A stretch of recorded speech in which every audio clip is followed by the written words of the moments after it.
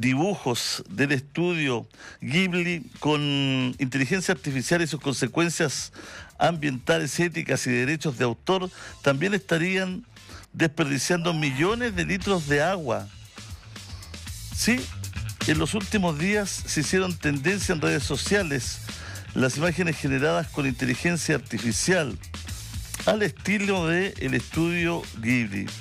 Millones de personas se sumaron e hicieron sus propias versiones, pero esto tiene un costo para el medio ambiente del que poco se conoce. Resulta que la inteligencia artificial utiliza considerables cantidades de agua limpia para funcionar, especialmente los modelos de gran tamaño, como los más recientes ChatGPT.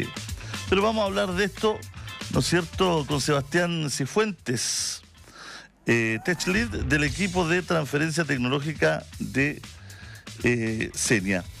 Estamos con Sebastián, ¿cómo estás? Hola, ¿cómo estás? Un abrazo. Bien, gracias. Un abrazo. Bueno, siempre uno aprende algo nuevo. Esto del agua me dejó perplejo, ¿no? Cuando lo conversamos. ¿Por qué no nos cuentas un poquito? Ahí está una imagen mía con de fondo con ¿quién era? Ese es con Kid Voodoo. Ahí está, la estamos viendo en televisión. Ahí estoy con Marciano, con varios. Cuénteme un poquito el tema del agua, ¿no? Que es bien nuevo. Mira, yo diría que igual el tema no es tan nuevo. Particularmente hay que entender que todo servicio que compute algo, cuando nosotros hablamos de computar, significa que ejecute una operación matemática un computador, requiere enfriamiento. No sé si la persona no puede creer en su notebook, o cuando uno tenía las torres en la casa, el ventilador hacía harto trabajo, o cuando uno ve películas también hace harto trabajo, los computadores se calientan y uno tiene que enfriarlo. Particularmente los modelos de inteligencia artificial utilizan GPUs, que son estas tarjetas gráficas que se calientan mucho porque son altamente intensivas en trabajo y requieren mucho enfriamiento. Y estos modelos de lenguaje o modelos más grandes del estado del arte requieren mucho cómputo, por ende requieren muchas GPUs y el calor que generan es muy grande y por ende necesitamos enfriarlo mucho. Perfecto, y ahí es donde entra el tema del agua, ¿no? Ahí entra el tema del agua, porque hoy en día los sistemas de enfriamiento requieren de agua para enfriarlo. Y no es un tema exclusivo de la inteligencia artificial. Perfecto. Por ejemplo, hace un tiempo atrás creo que Google quería poner un data center en Quilicura y habían temas con el agua porque los data centers requieren enfriamiento. Y cuando hablamos de un data center significa como el computador clásico que guarda páginas web, que guarda datos, lo que sea. Eso también requiere enfriamiento. Pero claro, inteligencia artificial requiere más enfriamiento que la computación clásica, por así decirlo. ¿Por qué esta moda? ¿Por qué crees tú que aprendió tanto esta moda? Yo diría que porque los resultados son sorprendentes. El último modelo que liberó OpenAI, que genera imágenes, es súper fiel a lo que a la imagen de entrada que se le da. De hecho, ahí ponte tú esa imagen que tenés tú con Marcianeque, como que uno cacha que es Marcianeque. No hay lugar a dudas. Entonces yo diría que la calidad del último release de este modelo hizo que se masificara, y sobre todo con las tendencias que hoy en día se tienen en redes sociales de que uno quiere copiar algo interesante que vio y que el otro está haciendo, y por último que OpenAI lo liberó y las personas se pueden simplemente meter, no tienen que crearse una cuenta ni nada por el estilo y pueden utilizar este servicio gratuitamente. Claro. Eso lo veo que agarra mucho a esto de la liberación de la plataforma o del contenido, ¿no? Esto que no haya que meter el nombre ni algunos datos, sino que esto de llegar y ocupar prende mucho, ¿no? Prende muchísimo, muchísimo. Y es fácil para uno como usuario también. Ya. Bueno, la polémica esto de copiar el arte, esta polémica que hay de utilizar, ¿no es cierto?, como plantilla, sin respetar los derechos de autor, el trabajo quizás de algunos. Mira, yo diría que es altamente polémico Porque finalmente lo que hicieron estos modelos y lo que hicieron estas empresas fue navegar Internet de manera masiva y extraer todas las imágenes existentes, los videos existentes, los textos existentes, y eso utilizarlo para sus modelos. Entonces la discusión tiene hartas aristas, dentro de ellas uno con derechos de autor, si realmente se le está entregando el valor que estas empresas están extrayendo a quienes realmente hicieron las imágenes.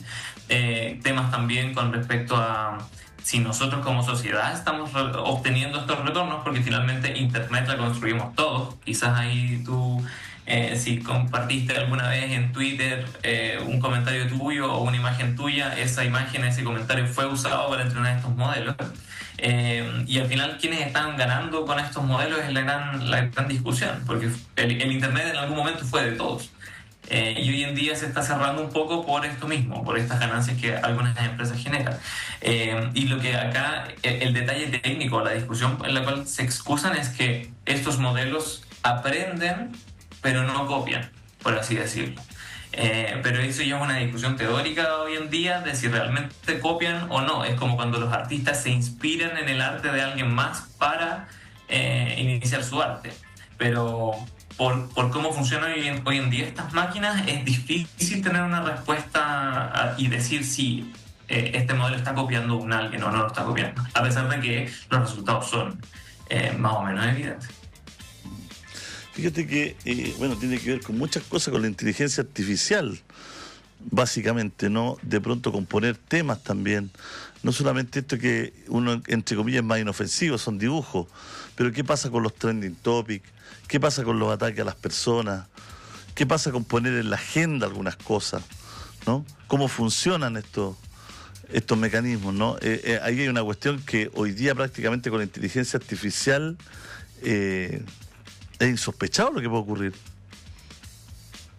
Sí, totalmente. Y ahí tiene que ver algo que nosotros intentamos siempre fomentar, es entender que la inteligencia artificial no es ni buena ni mala, sino que termina siendo una herramienta.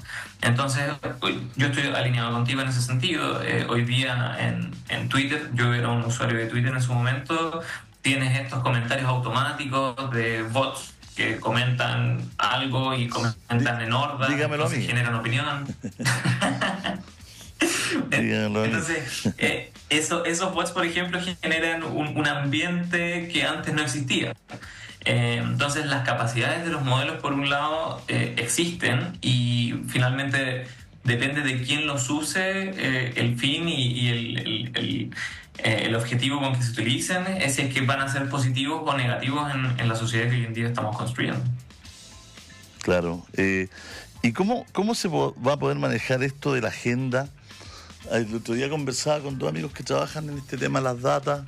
Uno trabaja fuera de Chile, está en Inglaterra, y me comentaba, trabaja con gente solamente en Asia, miles de personas en Asia que están trabajando, y me contaba, por ejemplo, cómo estos bots de pronto quieren poner de trending topic algo, y cómo trabajan en la noche, cómo amanece un trending topic. Me contaba cómo votan hashtag, por ejemplo, potenciando al de al lado.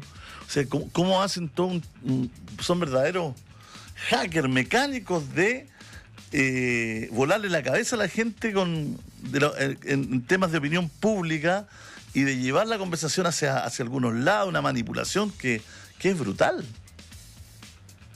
Sí, absolutamente de acuerdo. Y si me preguntas a mí, es un problema muy difícil de solucionar, muy difícil de solucionar. La versión más pequeña de esto sería el tema de las fake news. Hay trabajos relacionados a las fake news que dicen que cuando en una red tú difundes una noticia falsa y después difundes la contrainformación, que sería la noticia real, nunca alcanzas a llegar a todas las personas que consumieron la noticia falsa. Y es por un tema de cómo nosotros nos comportamos. Generalmente las personas, si es que llegan, no sé, JC declara que Godzilla está en Santiago, la gente va a compartir eso de manera masiva. Y la contrainformación, que sería, en verdad, no estaba Godzilla, ya no es tan interesante, entonces ya la gente pierde interés. Entonces, también tiene un elemento, por un lado tú tienes el elemento técnico de cómo técnicamente lograr esta influencia, pero también hay un comportamiento humano que hace que estos comportamientos se generen. Entonces, es como una carrera, por así decirlo, de quién influencia de qué manera, cómo contrarrestamos eso. En algún momento hay plataformas que lo que intentan es ponerte un mensaje antes de compartir un algo y te dicen, oye, leíste el artículo, verificaste que sea real, o intentar controlar los bots. Pero es difícil. Finalmente creo que el criterio queda en el usuario. En saber que un hashtag en verdad es falso, en entender que hay ciertas noticias que son mentiras, pero es un desafío. Claro, bueno, hay desafíos tremendos aquí, éticos, desafíos en el mundo de la información, en el mundo de los derechos, de los que estábamos hablando, de las modas, hasta del agua, pero a mí me da miedo mucho el tema de la manipulación en la opinión pública.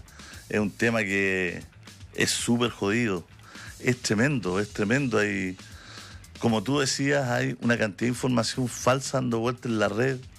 Hay una cantidad de engaños a la gente, incluso algunos que son pagados, ¿no? Yo me he visto 1000 veces involucrado en un avisaje que compré criptomonedas, que el secreto mejor guardado, que me odian los bancos porque me hice millonario con las criptomonedas, artículos gigantes que están en reputados medios porque compran los espacios, ¿no? Los medios tienen vendido eso no sé a quién y les aparece, porque yo al más de una vez dije, oye...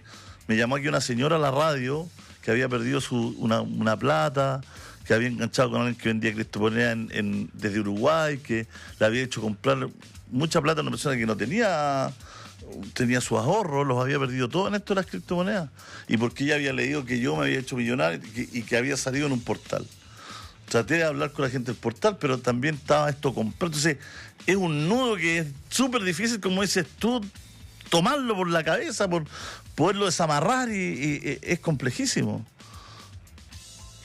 Es complejo. De hecho, no te he visto a ti particularmente, pero sí hay videos de estos famosos deepfake con personajes de la televisión chilena y el mismo que decís tú, los bancos me odian, estoy generando muchas ganancias.